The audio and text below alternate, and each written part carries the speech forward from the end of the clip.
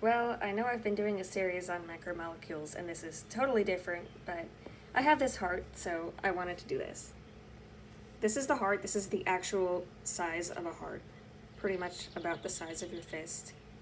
And we're going to trace the path of blood flow through the heart and see what happens. So you can open this thing up, actually, and see the inside of it. And this is where the blood first comes through from your body. It comes from these two veins called the superior and inferior vena cavae. And it comes into the right atrium. Now, when we say the right atrium, we mean the patient's right, because if this heart is in your body, it's facing this way, and this is your right. So this deoxygenated blood, that's why the veins are in blue, because there's no oxygen. It's gone through your body, it's exhausted its source, and it has to get pumped back through. It comes in through the right atrium, and it goes through this valve called the tricuspid valve into the right ventricle. Now, the purpose of the valves is so that the blood doesn't flow backwards, because it needs to go in one direction, and when the heart squeezes, which we're going to talk about later, it's going to need to go in one direction and not backflow. So from the right ventricle, it goes through this other valve called the semilunar valve into the pulmonary artery. This is one of two arteries in existence that carries deoxygenated blood, the other one being the umbilical artery when somebody is pregnant.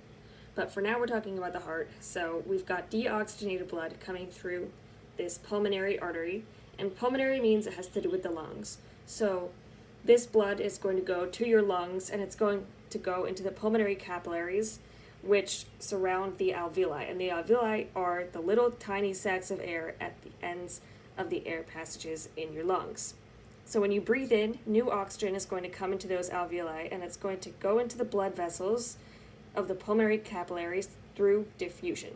And it's going to attach itself to hemoglobin, to specifically the iron hemes of the protein hemoglobin. And that blood is going to travel through those pulmonary capillaries back through the pulmonary veins. And the pulmonary veins are going to go back to the heart.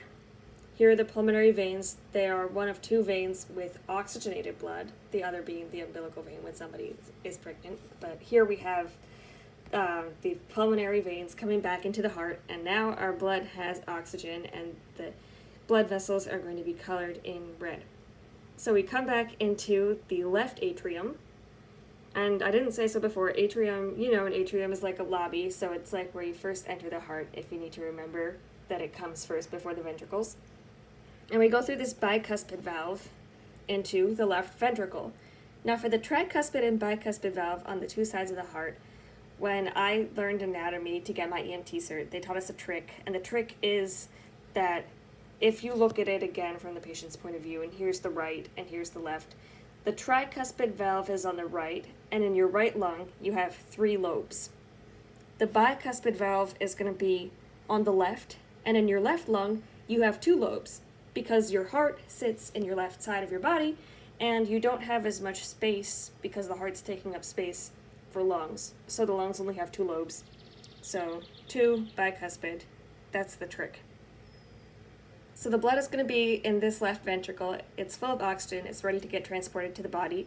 So it goes through another semilunar valve. It's like back in here somewhere. I think you can see it. And it goes up through the aorta, which is the largest artery in the body.